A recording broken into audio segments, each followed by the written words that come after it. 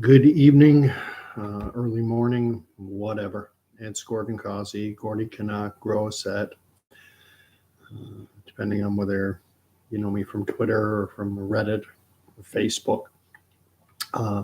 Coming to you live and unscripted from southeastern Ontario, Canada, at 12:45 a.m. on Monday, the 13th of February, following up on the video I just did last night. But looks like Candy the Wonder Pup is coming over. She's going, wait a minute, he's doing a video? Doesn't that mean that I get a you know what? Yes, you do. There you go. Sit. Shake bum. There you go. Come up. There you go. Good girl. As soon as I start doing one, she's like, oh, if I come over, I'll get a treat. So I was ready this time. As always, you're welcome to like, subscribe, all that stuff that gives me my little dopamine, whatever the chemical in your brain is, little happy drug. Like, shares, and subscriptions are welcome. Obviously, as I said yesterday, if I wanted to keep my thoughts to myself, I wouldn't be doing a YouTube video. I think the quality of my connection, my internet speed is a little better tonight. I'm on a very cheap, very low grade, skinny internet package, so it affects the quality. So I consider this to be one of YouTube's most miserable and pathetic channels. Thanks for watching. Before I get rolling, I'll throw out the disclaimer just in case I talk about COVID or the jabs or anything, if that comes up. Nothing I'm going to say in this video is to be construed as medical advice. Always follow public health officials and public health. I'm not an expert in any medical field or in any scientific field. So these are just the thoughts, views, and opinions of one man. Take them for what they are worth. Fact check everything. If you're watching this on Twitter or any other alternative platform, if you click on watch it directly from YouTube, you can use the chat function, which is on, and I do appreciate it. Last night's video was great.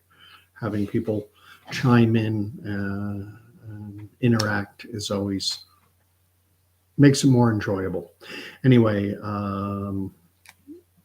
what's in the news? UFO number 4, and I put UFO in quotation marks in the description because when you say UFO, people tend to think of alien aircraft from another world, which I don't believe in. It just means it says unidentified. And the latest one was just shot down today, Sunday, over Lake Huron.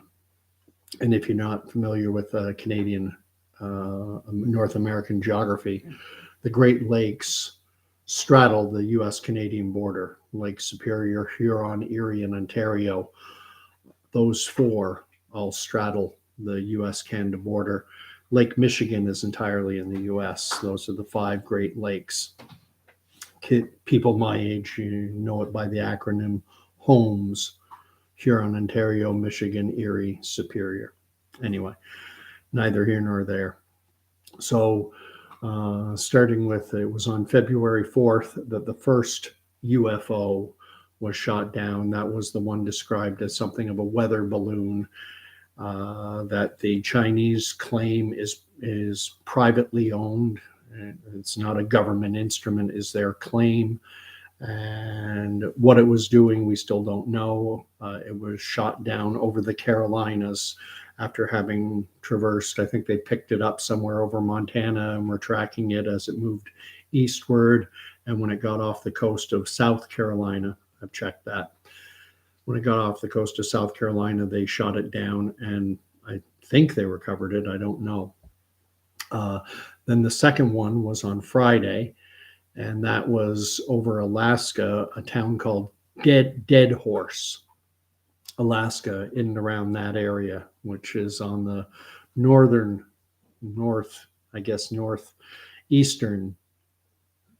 area of Alaska.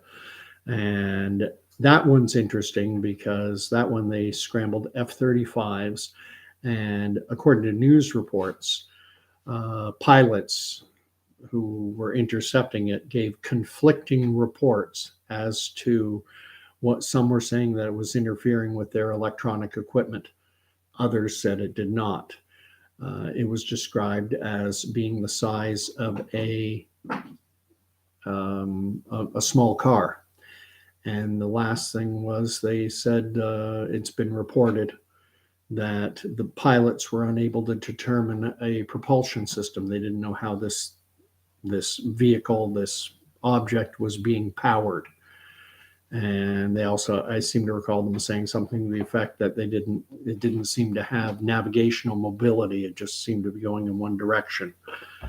And all the other objects, I believe, have been described as balloons, more or less. The next one to be shot down, so that was, we had one on February 4th, shot down over the coast of South Carolina, one in Alaska near the town or city of Deadhorse. That one happened on Friday. Then on Saturday, there was one over the Yukon Territory, which actually borders Alaska. And Trudeau says he ordered it to be shot down, although it said that it was shot down by missiles fired from an American F-22. And then, and we don't know much about that recovery. They're searching for it. I don't think there's been any word on them having found the debris and recovering it, nor for the one in Alaska. And then just again today, over Lake Huron, which again straddles the U.S.-Canadian border. I believe it was shot down over U.S. airspace. And this one I've seen described as an octagon shape. So an 8-sided, I would assume that's what octagon means, an 8-sided balloon or craft or whatever. And again, don't know. Details are lacking. I put a link down below, and I'm going to include it in the chat here if anyone wants to look. It's just someone shared it with me just before I started this video, and it's a montage of ABC, NBC, CBS, Fox, all the networks, and their coverage of these four UFOs. And some are suggesting, some are saying that, oh, it's just a distraction. This is just a distraction. And anyone with military background will know there's a common joke that goes around, little emails go around amongst military members, and it'll tell you, that the equipment you're using came from the lowest bidder. And a bunch of funny little expressions like that. And one of them is that big force, that big attack that you're repelling, that's just the diversion. And there are people suggesting that all this is just meant as a distraction. And I don't discount that possibility, could be. But what I'm wondering is a distraction from what? I know that there are individuals, and this is where I go down the COVID rabbit hole, who say that was all just a distraction. Well, it was a pretty serious distraction. It was a distraction that had people locked in their, basically, sheltering in place in their homes, that had people wearing masks still to this day. I think my own opinions, views on COVID are well known. I've lived as normal a life as I can for the past 3 years under the constraints. It's hard when you've got 3/4 of the population scared to death of the air and trying to live normally. But I found ways to do that. I found places to go. I found people I could gather with. In December of 2021, I went to a college in Whitby, an indoor event, when vaccine passports were fully in place, when everyone was under lockdown orders and businesses were closed, full on insanity. And I found a college in event that was taking place in Whitby, Ontario, that's the eastern edge of the Greater Toronto Area. And there were 800 of us in this event. It was being hosted by something called the Democracy Fund. And their keynote speaker was a Dr. Panesi from the University of Western Ontario, who had been terminated over her refusal to get a COVID shot. And there was Doug Ford, Premier of Ontario. His daughter was there, his daughter's husband. Dab, if I remember right, Dab, are you the Aussie or are you the Swede? I get there were two of you last night. One was from, you're the Swede, okay. Thank God you speak English, because the only two languages I speak are English and French. And my French is Quebecois. But anyway, so I lived as normal a life as I could, but I couldn't sit down in a Tim Hortons, which is Canada's pretty much national coffee shop. I couldn't sit down and have a coffee because I didn't have I couldn't show proof of something I didn't have, and I didn't even entertain the thought of faking it. Although I should say I entertained, it occurred to me, I had it suggested to me, why don't you just fake it? And I just couldn't do that, because to me, faking it is the same as acknowledging it, is giving into this insanity that I have to reveal private medical information to have to sit down and have a cup of coffee. Another way I found around things was the vaccine passport in Ontario started on September 22nd. I know the day because that's our wedding anniversary. So, and that's the day the vaccine passport started. So that very evening, we couldn't even go out to dinner. But thankfully, I found a restaurant in Kingston called Jack Tuesdays that was staying open. And so we got to go out. And Kelly Hale, the owner of the establishment, was not playing along. They took away his liquor license. He said, fine, I'll serve pop and food. I didn't care. I went out and supported him. So if all these UFOs are a distraction, what are they distracting us from?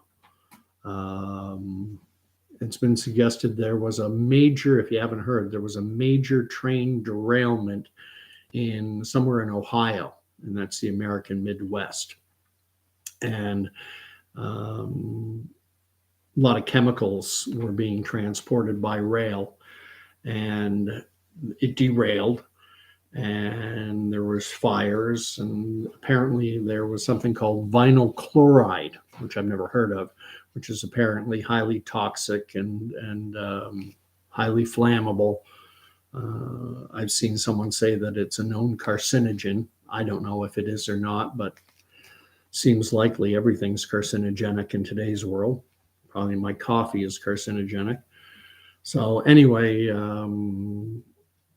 there was reports that I've seen, but nothing in the mainstream, nothing from legacy media, that they basically intentionally exploded it. And I've seen pictures of a big fireball, almost like a mushroom cloud, that they're saying is this for this vinyl chloride that had been blown up. And they're saying that, this is what it's meant to distract us from. And the way I look at things is we got enough distractions already. I mean, the biggest distraction just took place, the American Super Bowl. So that's a distraction. You've got the Grammy Awards. There's a distraction. Those things, I mean, the grand scheme of things, do they really matter? No.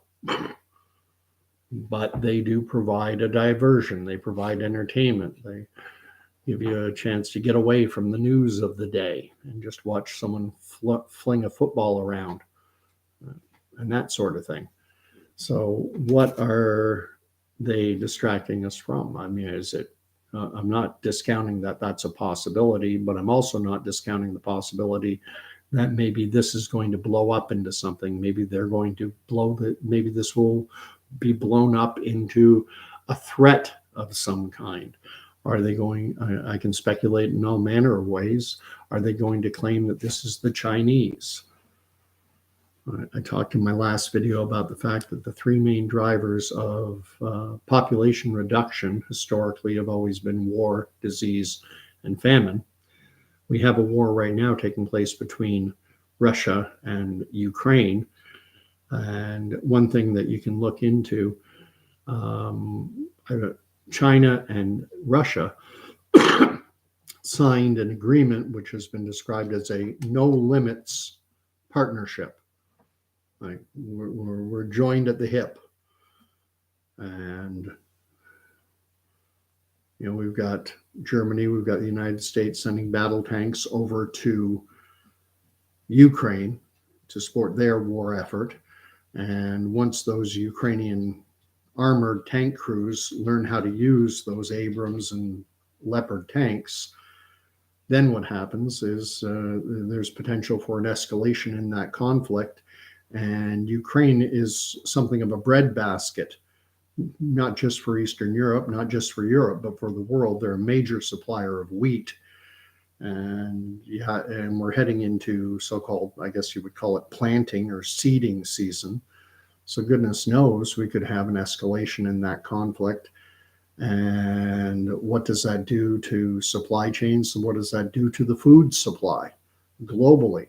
I mentioned in yesterday's video that the World Bank, that they just issued a report in the last week or two, and they're saying that 350 million people in the world, more people in the world, 350 million more have been pushed into, they use this nice little phrase, food insecurity, a pleasant, nice little bureaucratic way of saying people have been pushed into starvation.